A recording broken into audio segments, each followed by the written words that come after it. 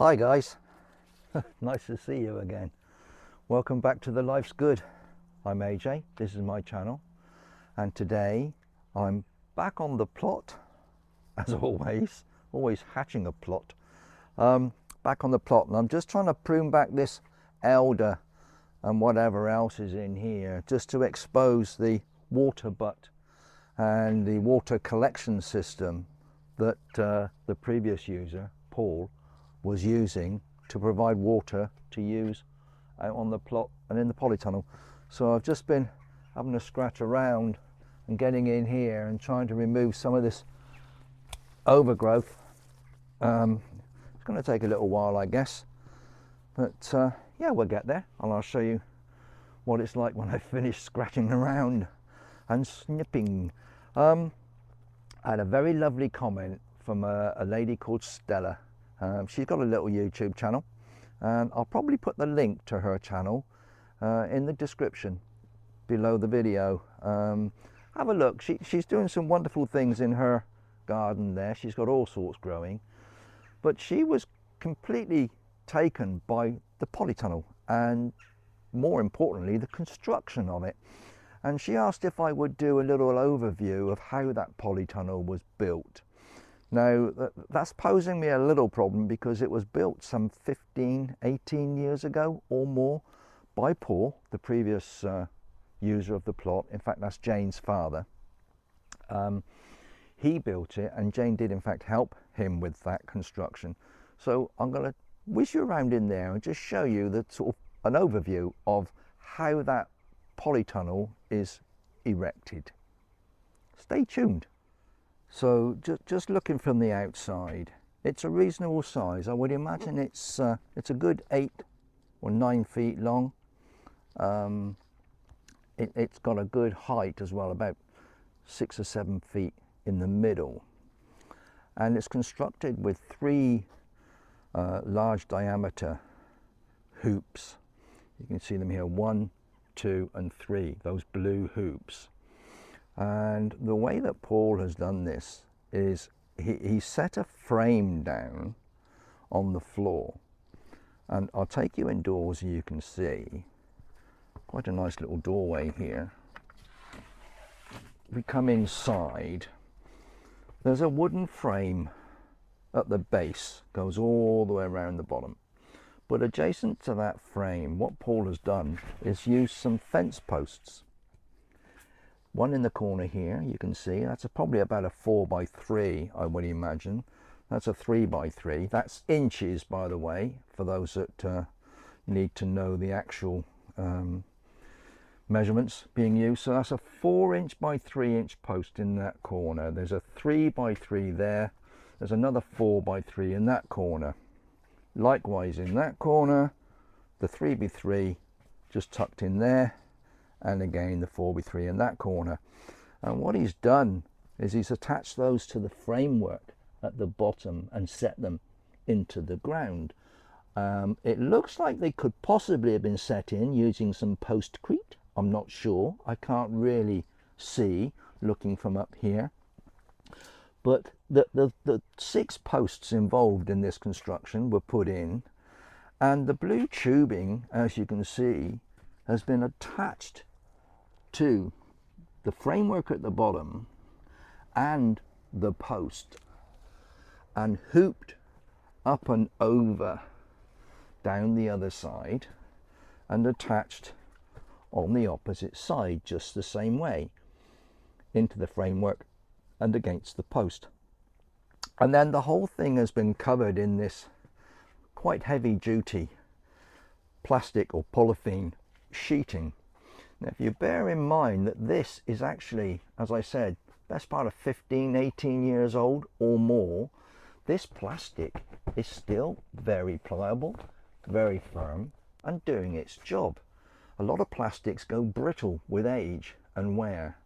This has stood the test of time and is still very, very good. On the outside, that's creating this checker sort of square mesh shape, he's actually put a sort of I'm not sure what it is. Looks like a camouflage netting, to be fair. If we look on the outside, you can see it's this sort of woven string or rope. I think it's a nylon kind of net that has been attached over the top, and that gives it a lot more rigidity and protection and stops the plastic from billowing out in the event of any wind getting in there and forcing the plastic up into the air, so it holds it in place. And again, that's been attached all along the bottom to the base frame that this started with. So all in all, it's a very sturdy construction that is testament to what Paul has created, and is an ideal polytunnel for me to adopt, as it were, and use for bringing on my seedlings, sowing, growing, and indeed later in this, or early next season, I will be considering putting in tomatoes and chilies and other things in here, and growing all manner of fruit and vegetables, we hope, even a few flowers. I do like a few flowers around my plot, so there'll be a few things grown in here. But the overall construction of this is quite good and very sturdy. There is a cross member at the back, as you can see, that goes straight the way across to the other side. So that ties the end posts together.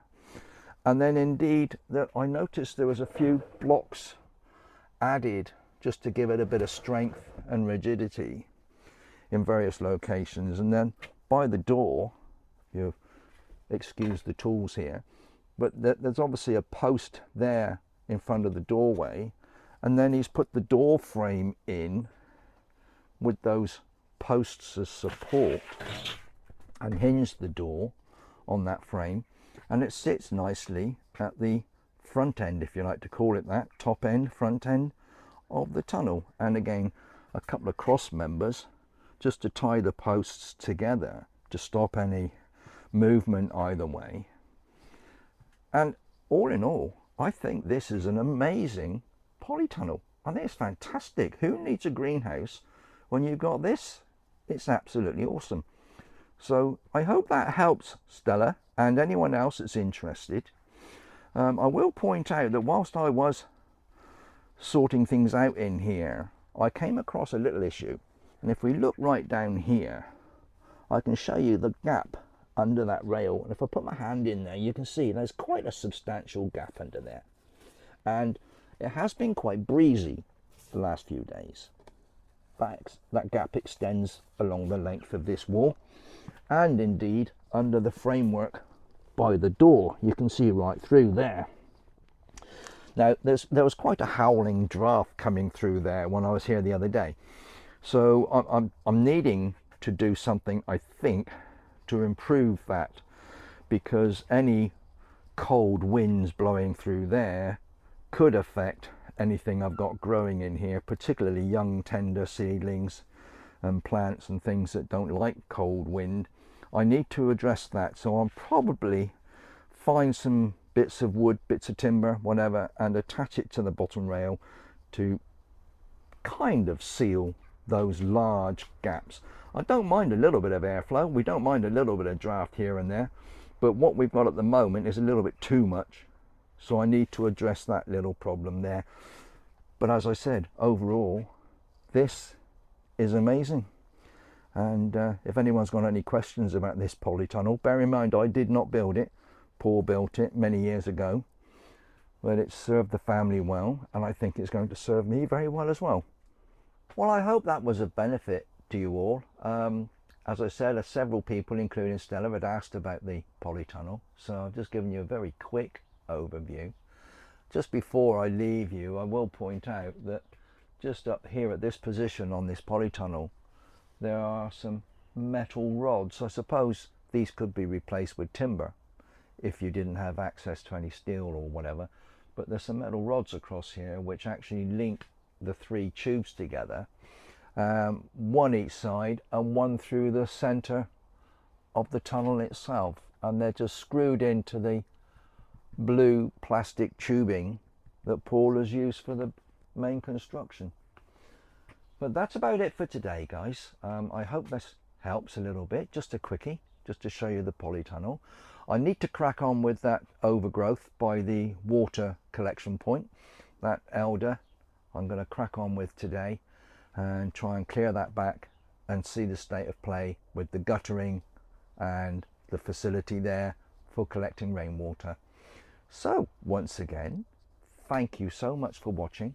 Thanks for being involved with the channel, and if you haven't already, subscribe, bell, all those things, be appreciated. It certainly helps the channel and helps me towards producing more videos.